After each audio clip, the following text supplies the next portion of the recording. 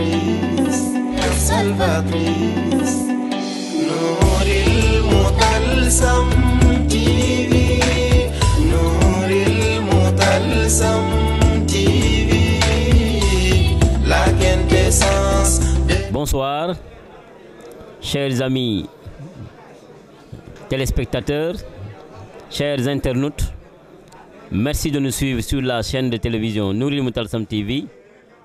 Nous avons comme invité le professeur Khalifa Massamba Coulibaly de la Casamance. Et à la présentation, Alioune Dione. Nous allons aborder un thème qui est d'actualité. Il s'agit de la crise mondiale. Al-Khalifa, notre première question. Pensez-vous que la crise actuelle qui sévit et qui secoue le monde a impacté économiquement sur notre vécu, dans le cadre général? Quelle en est votre vision? Voilà, bonsoir monsieur Alioune Dione de m'avoir invité sur ce plateau. La crise qui secoue aujourd'hui le monde et qui est relative à la guerre de la Russie contre l'Ukraine est une crise sans précédent. Et bon, bien que je ne suis pas économiste quand même, mais je sais que la Russie est un pays dont l'économie repose fondamentalement sur l'exportation. Et on sait que l'Europe est redevable à la Russie par rapport à beaucoup de ressources. Le pétrole notamment. La Russie est aussi considérée comme le premier producteur de blé. Et on sait aussi ce que le blé représente dans la marche du monde de façon générale. Donc l'impact est réel aujourd'hui. Et beaucoup de pays, surtout les pays européens, souffrent. Et si les pays européens souffrent de cette crise-là, cela va aussi impacter les pays africains qui dépendent quelque part aussi de l'Occident. Cela veut dire que donc c'est une guerre qui certes concerne la Russie et l'Ukraine, notamment l'Europe, mais c'est une guerre qui peut avoir des répercussions dans l'économie mondiale. Nous sommes dans un village planétaire. Les économies sont pratiquement interdépendantes, comme on peut le dire de cette façon-là.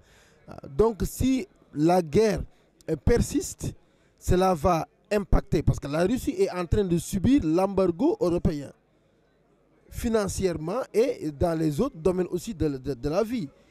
Mais aussi l'Europe est en train à son tour aussi de subir aussi l'impact de la guerre, parce que la Russie est l'un des plus grands pays exportateurs de pétrole, de blé, d'aluminium, de palladium, etc. Et ce sont des produits dont l'Europe a fondamentalement besoin. Donc l'impact est réel. Voilà, donc voilà ce qu'on pouvait dire par rapport à cette crise. Et nous avons tous à gagner que cette crise-là s'estompe, qu'elle s'arrête. Parce que si elle perdure dans le temps, parce que lors de la Première Guerre mondiale, par exemple, on croyait, l'Europe, une partie de l'Europe croyait que la guerre n'allait durer que quelques jours. Et la guerre a pris finalement des proportions démesurées. Et on craint pour la guerre Russie contre l'Ukraine, on craint que cela aussi ne puisse suivre les traces de la Première Guerre mondiale. Tabarakallah. Merci beaucoup, le professeur, de cette pertinente réponse par rapport à la première question. Il s'agit exactement de la guerre qui oppose la Russie et l'Ukraine. Et cette guerre, précisément, est-ce que ce n'est pas une préparation à ce qu'on appelle le nouvel ordre mondial? Voilà, on peut le penser ainsi. Parce que moi, quand la guerre s'est déclenchée, je me suis dit qu'il y a une reconfiguration de l'échiquier politique mondial qui est en train de se faire. Parce que l'Europe a beaucoup théorisé le nouvel ordre mondial. Bon, mais peut-être que nous ne sommes pas dans les mêmes paramètres. Quand l'Europe parle de nouvel ordre mondial, mais ce n'est pas par rapport à l'évolution normale des choses. Ils ont leur propre vision de ce qu'on pourrait appeler le nouvel ordre mondial. Alors que nous, ce qu'on est en train de voir sur le plan islamique, il y a un nouvel ordre mondial qui est en train de se dessiner. Comme j'ai toujours l'habitude de le dire, le monde n'appartient pas aux États puissants. Le monde appartient à Dieu. Ils peuvent ourdir ce qu'ils ont à ourdir, ils peuvent élaborer des plans, envisager des stratégies pour organiser, mais l'organisation du monde dépend de Dieu parce que c'est Dieu qui a créé le monde. Qui a créé le monde. Et on sait que cette période coïncide avec ce qu'on appelle la mission de l'imam al-Mahdi al-Muntazar. Et la mission de l'imam al-Mahdi al-Muntazar, c'est une mission divine. Donc il y a une reconfiguration de la carte du monde, mais c'est une reconfiguration selon la vision de l'islam qui doit passer nécessairement par la mission de l'imam al-Mahdi al-Muntazar. Mais la guerre entre la Russie et l'Ukraine oppose quoi en réalité? Oppose la Russie et l'Europe. La Russie et l'Occident, pas seulement la Russie et l'Ukraine, mais la Russie et l'Europe. Ce qui fait qu'il y a forcément aussi une nouvelle configuration qui va se faire à partir de là. Parce que l'Europe s'est dégagée comme une entité autonome face à la Russie. Mais la Russie aussi n'est pas seule dans cette reconfiguration. Il y a beaucoup de pays, et même notamment même des pays africains, qui s'alignent par rapport à cette nouvelle donne. Donc il y a une nouvelle redistribution des cartes qui va fondamentalement sortir de la guerre entre la Russie et l'Ukraine. Mais il faut dire que nous sommes dans l'ère de la mission de l'imam al-Mahdi al-Muntazar. Donc ce n'est pas étonnant que cette guerre reconfigure quelque part la carte du monde. Début de la mission de l'imam al-Mahdi, ce qu'on appelle précisément la mission universelle. Et par rapport à cela, nouvel ordre mondial, mission universelle de l'imam al-Mahdi. Comment alliez-vous ces deux concepts? Non, comme je l'ai dit tout à l'heure, le monde appartient à Dieu. Par conséquent, il n'y a que les missionnaires de Dieu qui sont capables de dessiner cet ordre mondial dont nous rêvons tous, en quelque sorte. L'Europe a longtemps théorisé le nouvel ordre mondial. L'Europe l'a théorisé pendant des années et des années. On voyait même derrière cette théorie-là des lobbies. On voyait des lobbies, surtout les Illuminati, comme on parle très souvent, les francs-maçons, etc. Donc cette idée-là, elle est souvent agitée quand on parle justement de cela. Mais quand on parle de l'islam et qu'on connaît l'évolution de l'islam, on sait qu'on s'attend à la mission de l'imam al-Mahdi al-Muntazar. Et forcément, quand sa mission commence, mais il y a une reconfiguration. Une reconfiguration qui va suivre forcément la mission de l'imam al-Mahdi al-Muntazar. Parce que la mission de l'imam al-Mahdi, c'est une mission qui dirige. C'est une mission que le monde va suivre. Donc cette nouvelle configuration va s'adapter à la mission même de l'imam al-Mahdi al-Muntazar. Donc voilà un tout petit peu. C'est pourquoi tout ce qui s'agite autour du monde aujourd'hui est lié d'une façon ou d'une autre à la mission de l'imam al-Mahdi al-Muntazar. Peut-être on peut ne pas le comprendre tout de suite, mais au fur et à mesure que les choses évoluent, au fur et à mesure que les événements s'enchaînent, on verra, on saura qu'effectivement, c'était lié à la mission de l'imam al-Mahdi al-Muntazar. Parce que c'est une mission universelle, la mission de l'imam al-Mahdi al-Muntazar. C'est une mission qui concerne tous les pays du monde, qui concerne tous ceux qui habitent la planète Terre. Donc, l'imam al-Mahdi va entrer en connexion avec tous les dirigeants du monde, avec tous les pays du monde. Donc tout ce qui s'agit comme événement, comme programme qui évolue sera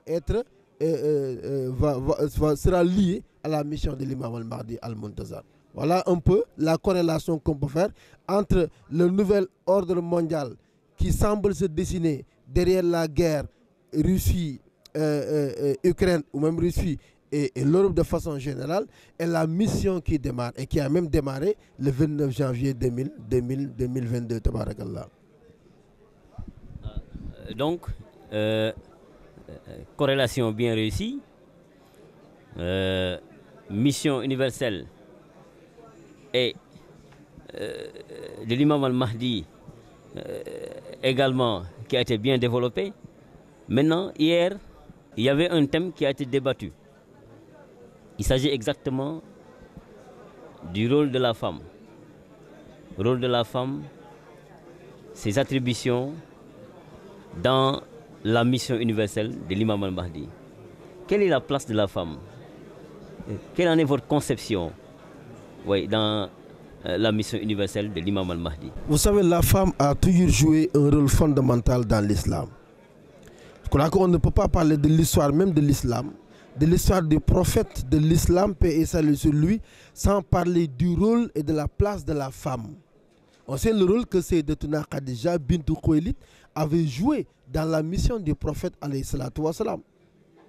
Et ce que peut-être beaucoup ne disent pas, Sayyidatuna Khadija, elle était une femme d'affaires. Elle était une femme d'affaires avant même l'arrivée de l'islam, avant même qu'elle n'épouse le prophète alayhi salatu wa salam. Donc quand elle a connu le prophète et qu'elle est entrée dans l'islam, mais elle est entrée dans l'islam avec son travail. Donc le rôle de la femme est capital, surtout dans la mission universelle de l'imam al-Mahdi. La femme, elle est d'abord au centre du développement. Elle est au foyer, elle gère le foyer. Et aujourd'hui, les femmes ne sont pas seulement dans les foyers. Aujourd'hui, les femmes sont dans toutes les instances de décision et dans toutes les instances de développement de ce pays. Donc, il n'y a aucune instance de prise de décision au monde où on ne trouve pas la femme. Et en plus de cette activité-là, ou bien de cet attribut-là, mais la femme, elle est aussi au cœur des décisions familiales. Parce qu'elle assure l'éducation des enfants. Elle assure aussi en quelque part aussi le quotidien de son mari. Donc elle a beaucoup d'attributions. Elle a un travail extraordinaire, surtout par rapport à la dernière mission, qui est une mission qui a besoin de la femme. Donc la femme a un rôle capital à jouer en étant une épouse à côté de son mari et être aussi missionnaire, en étant aussi mère, en étant aussi missionnaire, mais aussi une femme qui a aussi des attributions spirituelles, qui a aussi des élans spirituels, qu'elle doit sauvegarder, en plus maintenant de son travail en tant qu'épouse, en tant que mère, en tant qu'aussi actrice de développement dans la société. Donc la femme, véritablement, on attend beaucoup de la femme. Comme les sociétés d'antan, l'islam a toujours attendu beaucoup de la femme. Et je crois que la Sayyidatuna Khadija avait répondu à l'attente de l'islam. Sayyidatuna Aïcha avait répondu à l'attente de l'islam. Sayyidatuna Fatima avait répondu à l'attente de l'islam. Et toutes les femmes aujourd'hui que nous citons, quand nous parlons de nos érudits, quand nous parlons de nos érudits, on parle de la femme. On sait aussi le rôle que Soumaya a joué. Hier, les femmes l'ont rappelé. Et je crois que sa mort, c'est une mort symbolique. Elle a donné sa vie, pourquoi? Pour l'islam. La leçon qu'elle voulait laisser à la postérité, c'est d'une leçon de détermination. Elle aurait pu dire, oui, elle aurait pu régner par la langue l'islam.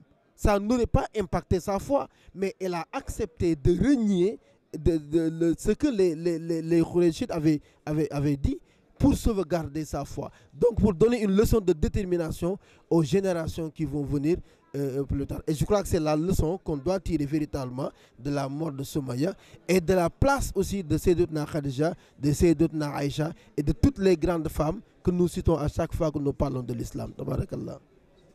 Donc la femme gardienne de la morale d'une société, et on a l'habitude de dire que derrière chaque grand homme, il y a une grande dame. Merci beaucoup, professeur, d'avoir répondu à notre question. Et nous vous donnons rendez-vous pour la prochaine fois, Inch'Allah. Voilà, je vous remercie aussi. Et je vous donne rendez-vous prochainement. Merci beaucoup. Nouril Moutalsam TV, la lumière salvatrice.